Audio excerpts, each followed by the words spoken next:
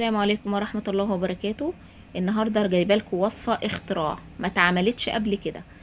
وصفة جديدة هترطب على قلوبنا في الحر ده. انا جايبه كيس جيلي فراولة، ولو عندك اي جيلي تاني مختلف برضو عادي، سواء جيلي مش اي جيلي. انا جبت كيس جيلي الفراولة دلوقتي، وهحط عليه هكون مجهزة مية مغلية. هحط عليه كوباية مية سخنة، وهبتدي ان انا اقلب فيها وادوب المادة الجيلاتينية بتاعتنا دوب كويس جدا.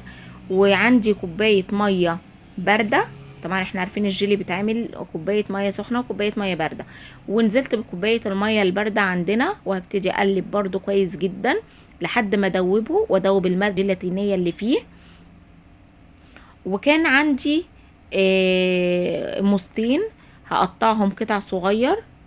وهبتدي ان انا عندي كوبايات كده، هنزل بالموز في الكوبايات بتاعتي، ولو عندك كاسات ممكن تحطي في الكاسات بتاعتك. وهبتدي ان انا انزل بالموز بتاعي الفاكهة بتاعتي. وطبعا هنزل كمان بالجيلي، انا طبعا مدوباه ومجهزاه. طبعا انا جهزت كده كمية من الموز كويسة. هنزل بالجيلي الفراولة بتاعنا على الموز. هحط يعني ممكن نص كوباية كده، مش شرط ان انا املى كوباية على الاخر، لان لسه في حاجات تاني اختراعات تانية هنحطها عليه. عندي دلوقتي بجهز المهلبية. هحط كوبايتين من اللبن، دي كوباية التانية. وهنزل بالنشا بتاعنا. هحط على كوبايتين اللبن دول 3 معالق من النشا. هنزل بالمعلقة التالتة، وابتدي ان انا اقلب في النشا بتاعنا. ممكن تستبدلي النشا بالكاستر لو حابه تحطي كاستر، لو في حد ما بيحبش المهلبيه ممكن نحط كاستر. وهنزل طبعا بالسكر بتاعنا، دي تاني معلقه من السكر. وهحط معلقتين ونص كده من السكر، وادوب فيه كويس جدا مع النشا ده كله على البارد.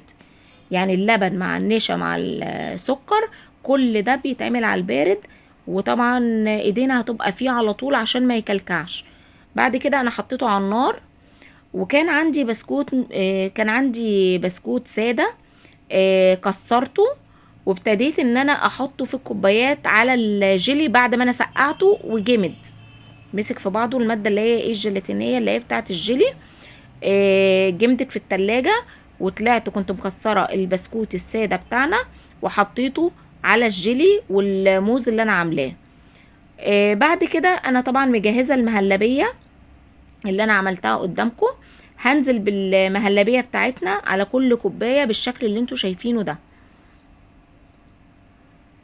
هملاها طبعا على الاخر.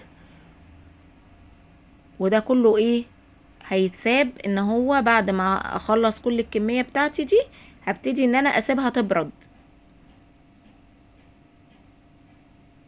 هسيب المهلبية تبرد. طبعا الحاجات دي يعني حلوة قوي في الصيف وفي الحر وكده، بترطب على قلوبنا. وكان عندي برقوق، ابتديت ان احط كده على الوش، طبعا يدي طعم كده ومزازة حلوة للحاجة الحلوة بتاعتنا اللي احنا عملناها. وطبعا دي حاجة جديدة، يعني احنا محتاجينها في الصيف والترطيب وكده. لو عجبكم الفيديو اعملوا لايك واشتراك للقناة. أكلة حلوة.